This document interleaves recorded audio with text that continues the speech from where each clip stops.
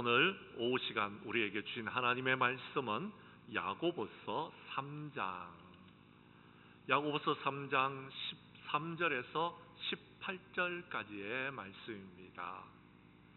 야고보서 3장 13절에서 18절까지의 말씀을 한 절씩 나누어서 교독하도록 하겠습니다. 제가 13절의 말씀을 먼저 읽습니다. 너희 중에 지혜와 총명이 있는 자가 누구냐? 그는 선행으로 말미암아 지혜의 온유함으로 그 행함을 보일지니라.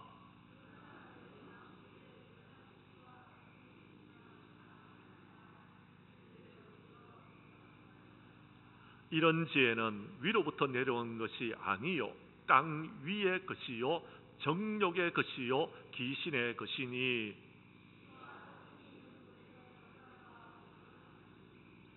오직 위로부터 난 지혜는 첫째 성결하고 다음에 화평하고 관용하고 양순하며 긍휼과 선한 열매가 가득하고 편견과 거짓이 없나니.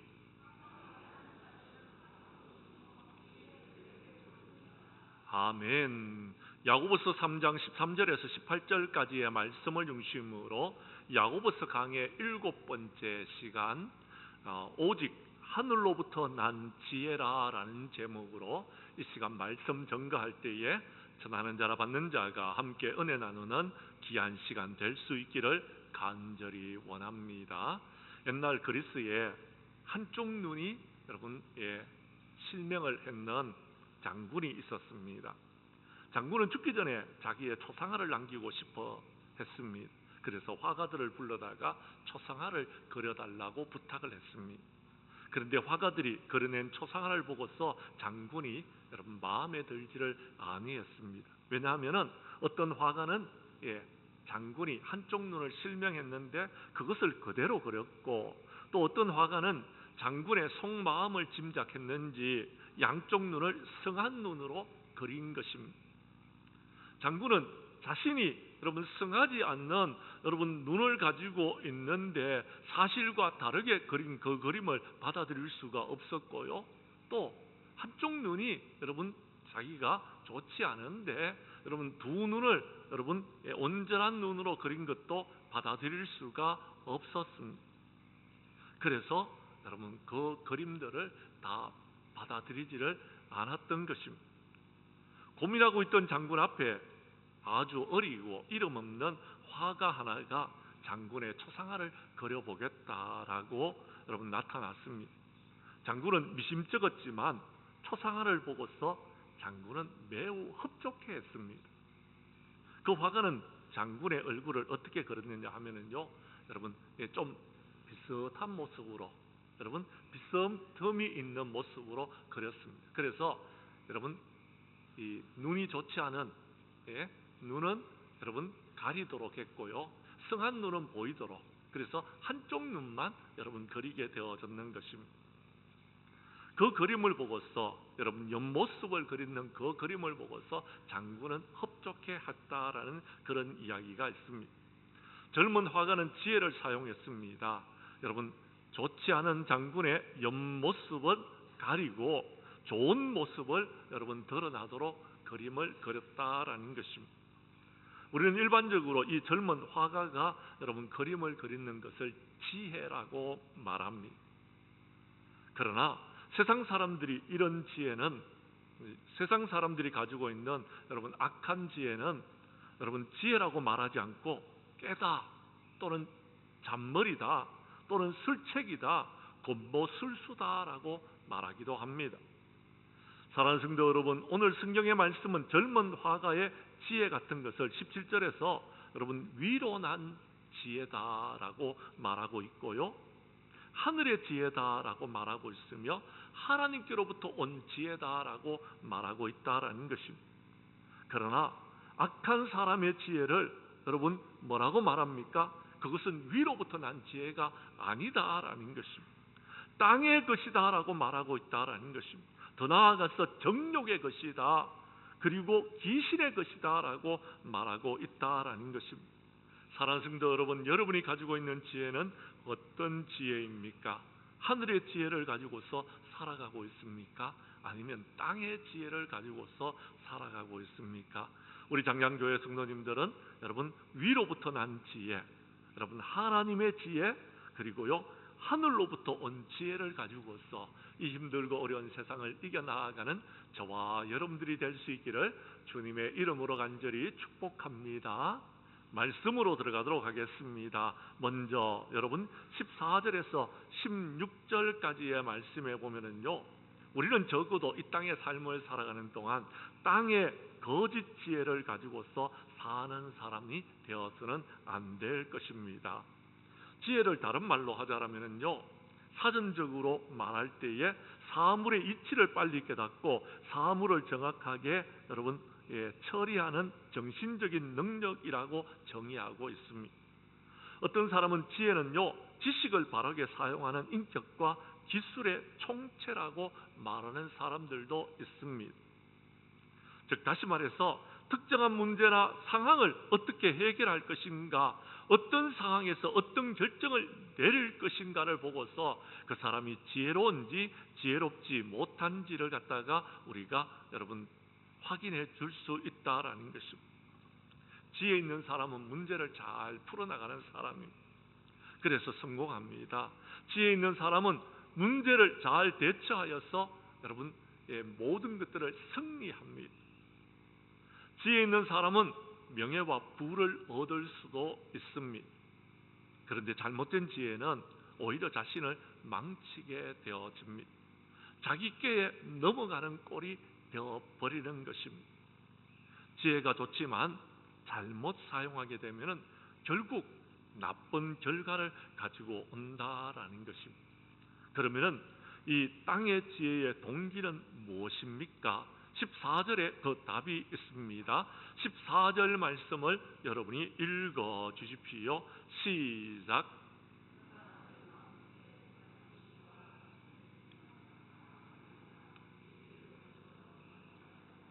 아멘. 그렇습니다. 땅의 지혜의 동기는요, 독한 시기와 다툼이 동기가 되어져서 꾀를 내는 것입니다. 독한 시기는 여러분 온유함과 대조되는 말입니다. 동기가 순수하지 못하다라는 그런 말입니다. 지혜를 짜내어서 무언가 하기 위해서 지독한 시기심이 동기가 되어져서 일을 하는 것을 말하는 것. 그러면은요 거기에 다툼이 있게 된다라는 것입니다. 다툼은요 여러분 겸손이 아닙니다. 자기 우월을 여러분 드러내기 위한 것입니다. 요셉의 형제를 한번 보십시오. 그들은 정말 지혜로운 것 같습니다. 동생을 웅덩이에 여러분 떨어뜨리고 동생을 팔아먹고 그 동생을 여러분 죽는 것처럼 가장해가지고 옷에다가 짐승의 피를 묻혀서 아버지에게 보여줍니다. 그리고 동생을 죽었다라고 말하는 것. 이것은 어디에서 나온 것입니까? 시기심에서 나오는 것입니다. 장깨를 가지고서 했는 것입니다. 요셉이 아버지의 사랑을 독차지하는 것을 시기했던 그 결과 그 일들을 하게 되었던 것입니다. 동기가 무엇이었다고요? 독한 시기와 다툼이었다라는 것입니다. 그래서 여러분 문제가 되어지는 것입니다. 사울은 다윗의 인기가 여러분 하늘을 찌르니까 다윗을 죽이려고 지혜를 짜냅니다. 그래서 식탁에 초청하여서 안심시키기도 하고 딸을 주어서 회유하기도 합니다. 그러나 궁극적인 동기가 무엇입니까? 다윗을 죽이기 위한 시기심과 다툼에서 일어나는 여러분 일들입니다. 그래서 하나님께서 사울을 여러분 패하시는 것입니다. 교회에서는요 여러분 그렇습니다. 적어도 시기와 다툼으로 짜내는 지혜는 없어야 될 줄로 믿습니다. 그러면은요 교회는요 무너지게 되어져 있습니다. 그러면 이 지혜의 여러분 특징이 무엇인지 그럼 한번 살펴보도록 하겠습니다. 15절 말씀입니다. 15절 말씀을 우리 함께 읽겠습니다. 시작. 이러한 지혜는 위로부터 내려오는 것이 아니요 땅 위의 것이요 정욕적인 것이요 귀신의 것이니라고 이야기합니다. 사랑하는 성도 여러분, 이런 지혜의 특징은요 첫 번째 땅 위의 지혜는요 세상적인 것이다라고 말씀하고 있습니다. 세상적이다는 말은 무슨 말입니까? 하나님과 관계가 없다라는 것입니다. 세상적이다는 말은요 여러분 그것으로 하나님을 알 수 없다라는 것입니다. 고린도전서 1장 21절 말씀에 보면은요 이런 말씀이 기록되어져 있습니다. 고린도전서 1장 21절 말씀을 여러분이 읽어 주십시오. 시작.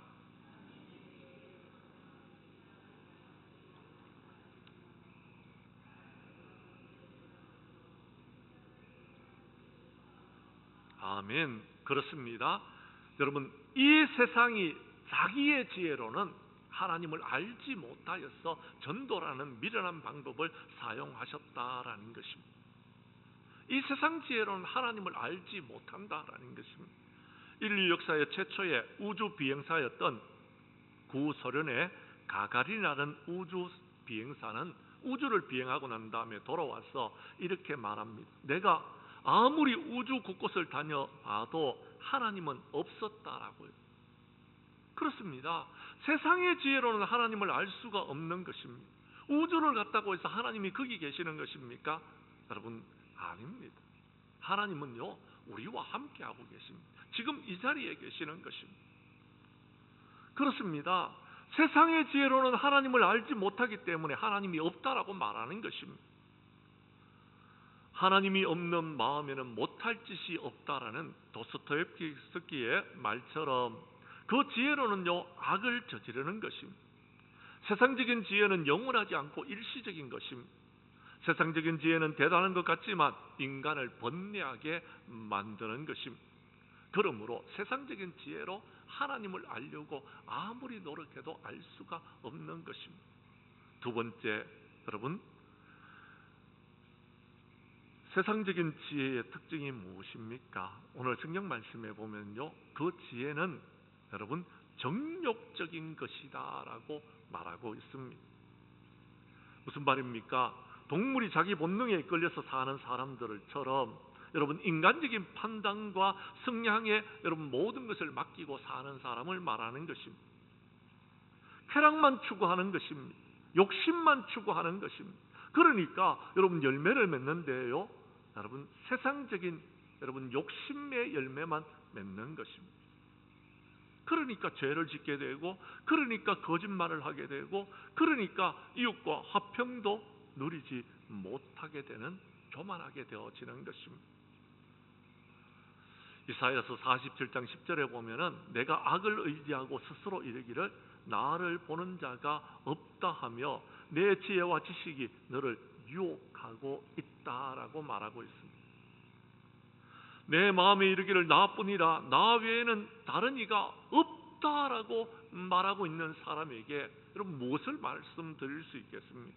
그 사람은요 여러분 세상적인 지혜는 있을지 모르겠지만 하나님을 알지를 못하니까 그들은요 이 땅 가운데서 여러분 교만하게 살아가는 사람들이 너무 많다라는 것입니다. 또한 에스겔서 28장 5절에 보면 이런 말씀이 있습니다. 여러분께서 읽어 주십시오. 시작.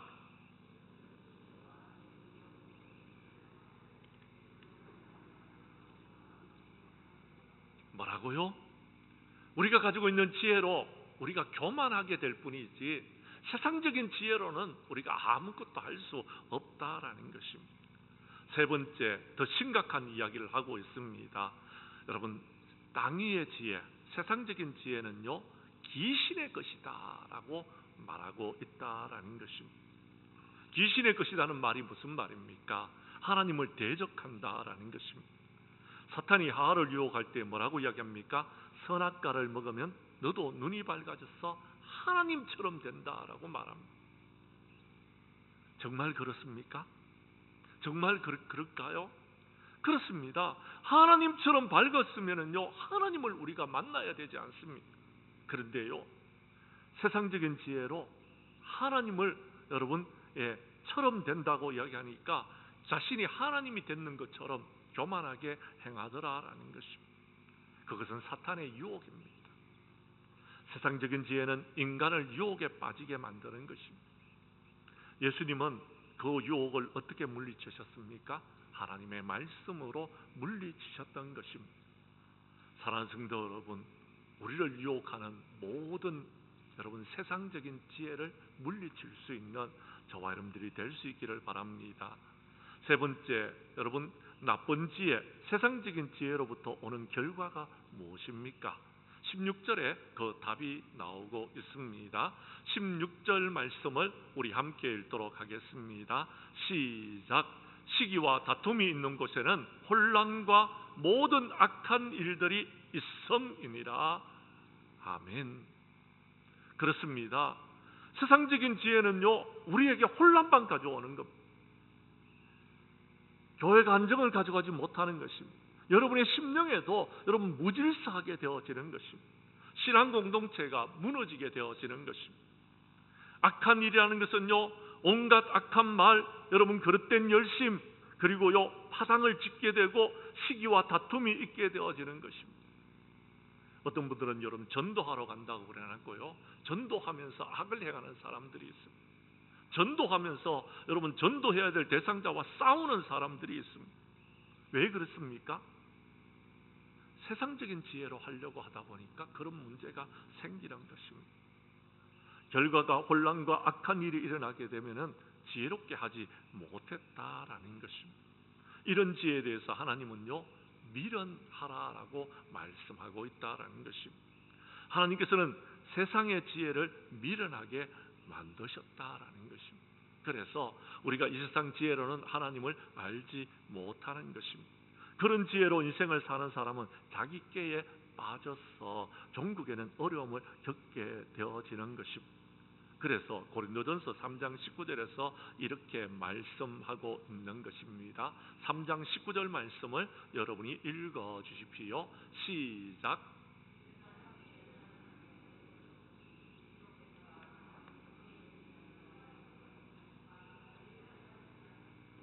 스스로 자기 깨에 빠져서 망하게 된다라는 것입니다. 그러면 어떻게 해야 됩니까? 그렇습니다. 이런 거짓 지혜는 자랑하지 말아야 됩니다. 악한 지혜로 진리를 거셔서 거짓말하지 말아야 되는 것입니다. 동기가 여러분 동기가 선행과 온유함으로 여러분 하지 않는 것은 우리가요 여러분 하지 말아야 되는 것입니다. 그것으로는 하나님을 알 수 없다라는 것입니다. 그럼 우리는 어떻게 살아야 되는 것입니까? 오늘 성경 말씀에 보면 하늘의 지혜를 적극적으로 사용하는 사람이 되어야 된다라고 말하고 있다라는 것입니다. 그럼 하나님께서 주시는 지혜와 그 동기와 선행은 그 동기는 무엇입니까? 성경 말씀 13절에 그 답이 있습니다. 13절 말씀을 여러분이 다시 한번 읽어 주십시오. 시작.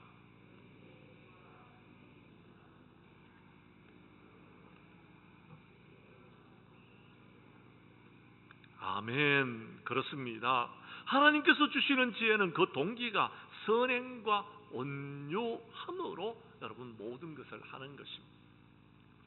그래서 여러분 많은 사람들이 편안하게 그 모든 것을 받아들일 수 있습니다. 많은 사람들이 그 지혜로 여러분 힘들고 어려운 세상을 이겨나갈 수 있습니다.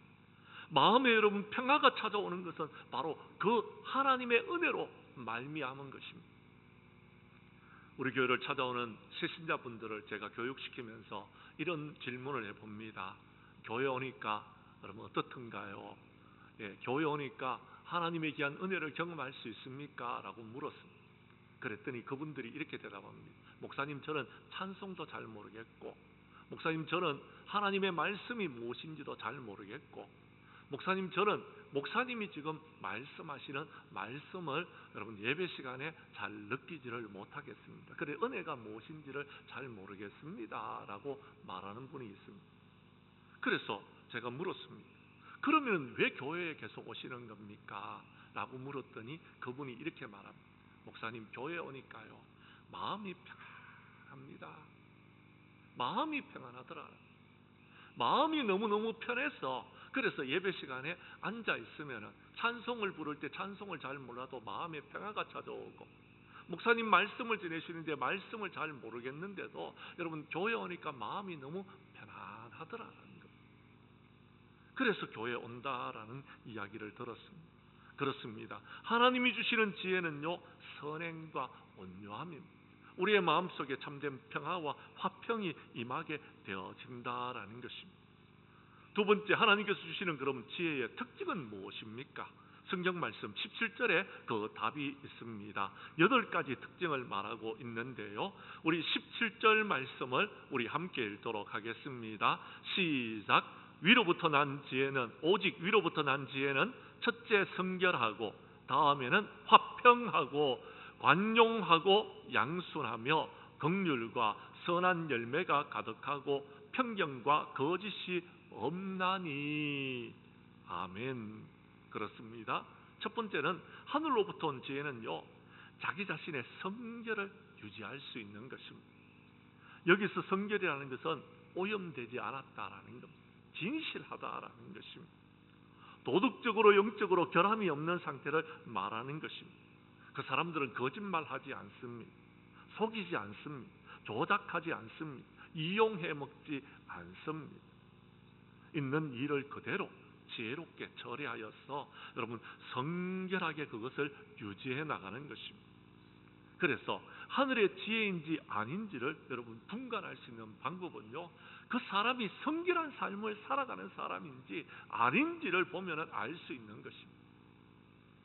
성결한 사람들은요, 여러분 그렇습니다. 하늘의 지혜로 사는 것입니다. 그런데요, 하늘의 지혜로 살지 못하는 사람은요, 자꾸 여러분 잘못을 하는 겁니다. 그래서 자꾸 감추려고 합니다.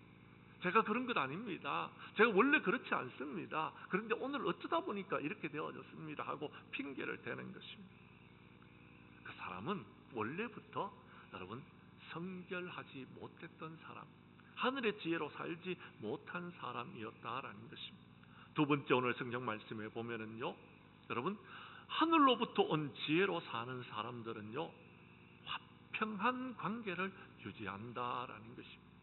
다른 사람과 여러분 화평을 유지하는 것입니다. 다른 사람과 싸우지 않습니다. 다투지 않습니다. 다른 사람의 분노를 자극하지 않습니다. 한마디로 말해서 피스메이커의 역할을 감당하는 것입니다. 참된 지혜는요, 온유하고 타인을 존중하기 때문에 서로의 관계 속에서 화평을 이루어 나아가는 것입니다. 교회에 어떤 일을 할 때도요, 화평하게 모든 일들을 이루어 나아가는 것. 그런데 여러분 하늘로부터 온 지혜를 갖지 않는 분들은요, 계속해서 다툼이 일어나고 분노가 일어나고 문제가 생기고 어려움이 생기고, 그래서요 나중에는요 지지고 볶고 싸우는 겁니다. 그러면 그것은요 하늘로부터 온 지혜가 아니라는 사실을 기억할 수 있기를 바랍니다. 세 번째, 하늘로부터 온 지혜는요 어떻게 합니까? 다른 사람에 관해서 여러분 관용하다라고 말하고 있습니다. 관용이 뭡니까? 그렇습니다. 다른 사람의 감정을 고려해 준다라는 것입니다. 여러분 도전이나 자신을 자극하는 상대방의 논리에 대해서 논쟁을 삼거나 화를 내지 않고 여러분 그 사람을 받아주는 것을 관용이라고 이야기합니다.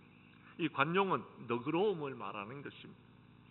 이 관용은 사려 깊음을 말하는 것입니다. 그들의 감정을 헤아려 주는 것을 말하는 것입니다. 관용이 있는지 없는지를 분별해 보면 그 사람이 하늘의 지혜를 갖고 있는 사람인지 아니면은요 땅의 지혜를 갖고 있는지 분별할 수 있다라는 것입니다. 네 번째요, 하늘로부터 온 지혜는요 어떻게 합니까? 양순하다라고 했습니다. 여기서 양순이라는 것은요 순종한다라는 것입니다. 양처럼 순하게 여러분 따른다라는 그런 의미를 갖고 있는 것. 즉 다시 말해서 다른 사람의 생각이나 제안을요 받아들일 수 있는 사람이다라는 것입니다. 다른 사람의 결정이나 제안을 비난하지 않고 그대로 받아들이는 사람을 말하는 것입니다. 사랑하는 성도 여러분, 하나님의 말씀을 여러분 받아들이는 사람은요 순종하는 것입니다. 그런데요 못 받아들이는 사람은요 여러분 그 다음에요 불평하고 원망하게 되어져 있는 것입니다. 잠언 12장 15절에 보면 이런 말씀이 기록되어져 있습니다. 여러분께서 읽어 주십시오. 잠언 12장 15절 말씀입니다. 시작.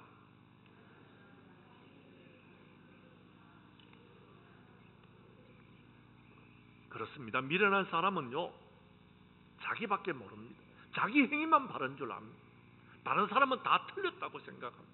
그러니까 여러분, 대화가 안 되는 것입니다. 그러니까 종국에는요, 모든 것들이 깨뜨려지는 겁니다. 내 의견이 전부라고 생각하면요, 그건 하늘의 지혜가 아닙니다. 그러면은요, 우리가 잘못 생각하고 있는 것입니다. 인간의 생각은요, 늘 상대적이고 유한합니다. 저도 생각을 했다가 바뀔 때가 참 많이 있습니다. 그것은 하늘의 지혜인 것입니다. 다섯 번째, 오늘 성경 말씀에 보면요, 하늘로부터 온 지혜는요, 어떠하다고요? 긍휼이 있다라고 말하고 있습니다. 긍휼은 무엇입니까?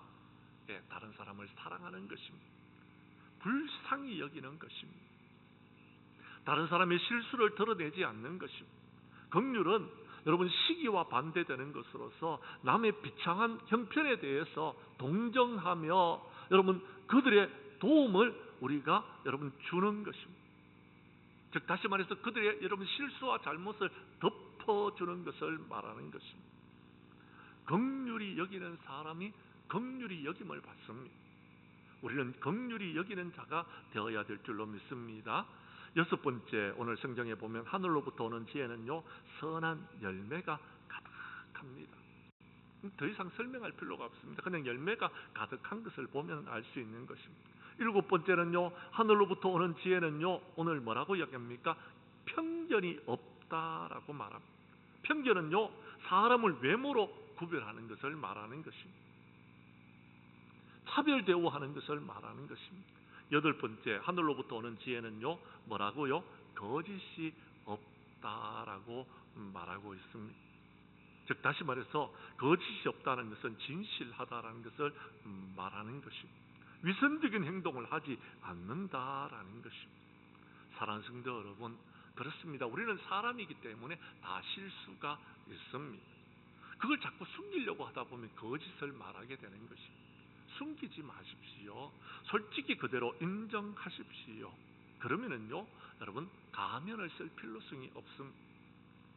그것이 하늘의 지혜를 갖고 있던 사람들의 특징이다라는 것입니다. 그러면은 하나님이 주시는 지혜의 결과는 어떠합니까? 18절에 그 답이 있습니다. 18절 말씀을 여러분이 읽어 주십시오. 시작. 아멘. 그렇습니다. 심는 대로 거두는 것입니다. 성결로 심고 성결의 열매를 거두게 되고, 관용으로 심고 관용의 열매를 거두게 되며, 양순을 심고 양순의 열매를 맺게 되고, 긍휼을 심고 긍휼의 열매를 거두는 것입니다. 공평을 심고 공평의 열매를 거두게 되고, 진실을 심고 진실의 열매를 거두는 것이 여러분 18절에서 말하는 의의 열매를 말하는 것입니다. 심는 대로 거두게 된다라는 것입니다. 사랑하는 성도 여러분, 우리가 하늘로부터 오는 지혜를 가지고 살아가게 되면요, 하나님께서 우리를 축복해 주시는 것입니다. 우리에게 은혜를 베풀어 주시는 것입니다. 사랑하는 성도 여러분, 지혜는요, 우리에게 찾아오면은요, 우리에게 기쁨이 있고 감사가 있는 것입니다. 지혜를 얻은 사람은요, 복 있는 자예요. 지혜를 얻는 것은 은을 얻는 것보다 낫고, 여러분, 그 이익이 정금보다 낫다라고 여러분 잠언 3장에서 말하고 있는 것입니다.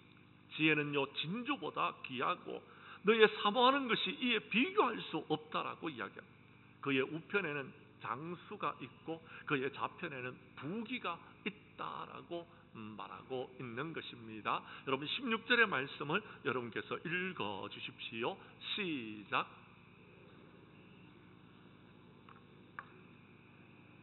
아멘. 솔로몬은 이렇게 여러분 하나님께서 주신 지혜를 가지고서 여러분 부귀와 영화를 누리면서 살았습니다. 하늘로부터 오는 지혜가 의인의 길을 걸어갈 수 있도록 해주는 것입니다. 하늘로부터 오는 지혜는 우리에게 생명을요 길게 장수하도록 해주는 것입니다.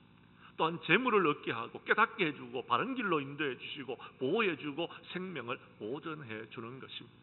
이런 지혜를 가지고 사는 우리 장량교회의 모든 성도들이 될 수 있기를 간절히 원합니다. 그러면은 이 하늘의 지혜를 얻기 위해서는 우리가 어떻게 해야 되겠습니까? 그 한 가지만 간단하게 여러분 말씀드리고 말씀을 정리하려고 합니다.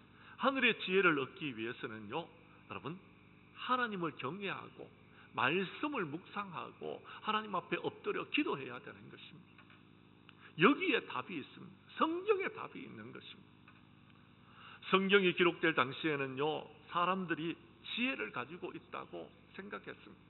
그래서 지혜를 가지고서요, 그들 나름대로 여러분 지혜 있는 사람들이 지혜를 가르쳐 주었습니다. 철학자들이 있었습니다. 그런데 여러분 그들은 참된 지혜로운 사람들이 아니었습니다. 참된 지혜는요, 하나님께로부터 오는 것입니다. 참된 지혜는요, 예수님께 있는 것입니다. 참된 지혜는요, 성령님이 우리를 인도하실 때에 지혜를 얻게 되어지는 것입니다. 참된 지혜는요, 여러분 하나님의 말씀에 그 지혜가 있는 줄로 믿으시기를 바랍니다. 그 지혜를 얻기 위해서는 그럼 어떻게 해야 됩니까? 첫 번째, 하나님을 경외해야 되는 것입니다. 잠언 9장 10절에 보면 여호와를 경외하는 것이 지혜의 근본이요 거룩한 자를 아는 것이 명철이다라고 말씀하셨습니다. 잠언 1장 7절의 말씀은 여러분이 읽어 주십시오. 시작.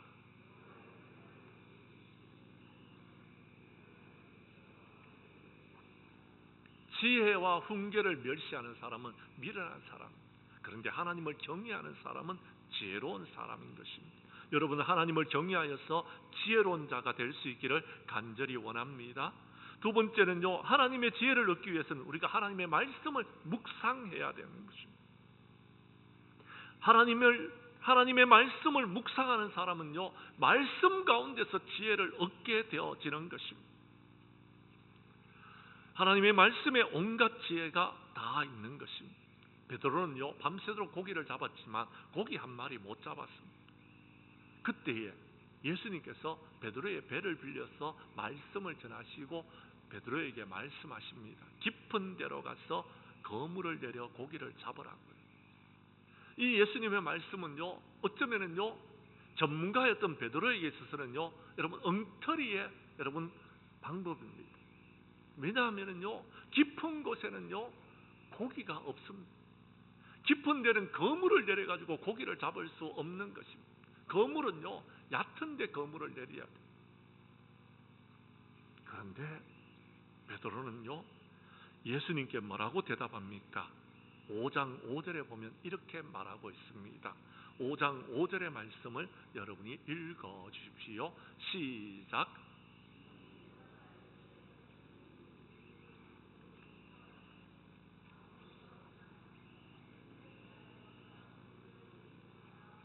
아멘. 그렇습니다. 밤새도록 우리가 수고했습니다. 그런데 한 마리 못 잡았습니다. 그런데 선생님께서 그물을 깊은데 내리라고 하니까 말씀에 의지하여 내가 그물을 내리리다 하고 그물을 내렸더니 여러분 그물이 찢어질 정도로 고기를 잡았고요, 한 배만 아니라 여러분 동무의 배까지 2배가 가득하게 되는 역사가 일어났습니다. 우리의 인간적인 생각으로는 안 맞다고 생각되어지지만 여러분 주님께서 말씀하시면은 그대로 순종할 때에 축복이 있는 것입니다. 우리가 잘 아는 여러분 아람의 군대 장관이었던 나아만은요, 그가 여러분 요단강에 가서 7번 씻으라고 했을 때에 아니 아람에는 더 큰 강이 있는데 아니 이 조그마한 개울가 같은 요단강에 가서 몸을 씻으라고 말하느냐 하면서 거부했습니다. 그런데 종들이 간청을 하니까 여러분 순종했습니다. 그때에 여러분 요단강에 7번 몸을 담갔더니 어린아이의 피부가 같이 깨끗하여졌다라고 말합니다. 하나님의 생각은 우리의 생각과 다릅니다. 하나님의 말씀대로 순종할 때에 여러분 축복이 있는 것입니다. 우리는 그렇게 살아가야 되는 것입니다. 마지막으로 하나님의 지혜를 얻기 위해서는 우리가 기도해야 되는 것입니다. 기도하면은 하나님께서는 우리에게 지혜를 주시는 것입니다. 우리가 지혜가 부족하거든 우리에게 후히 주시고 꾸짖지 아니하시는 하나님께 기도해야 되는, 구해야 되는 겁니다. 그러면 하나님께서 주시는 것입니다. 이제 말씀을 정리하려고 합니다. 사랑하는 성도 여러분, 위로부터 난 지혜를 구하십시오. 그 지혜를 얻어서 하나님을 기쁘시게 하는 저와 여러분들이 될 수 있기를 원합니다. 하나님께서 위로부터 우리에게 지혜를 내려주시면 우리는 교회에 유익을 끼치게 되어지고 여러분 생명을 살리게 되고 영혼을 구원하게 되어집니다. 뿐만 아니라 여러분 하나님께서 맡겨준 하나님의 일들을 잘 감당하고 주님 앞에 섰을 때 칭찬 듣는 저와 여러분들이 되어질 것입니다. 우리 교회 성도님들은 하늘로부터 온 지혜를 가지고서 이 힘들고 어려운 세상을 살아가면서 행복한 신앙생활을 하는 저와 여러분들이 될 수 있기를 주님의 이름으로 간절히 축복합니다. 기도드리겠습니다.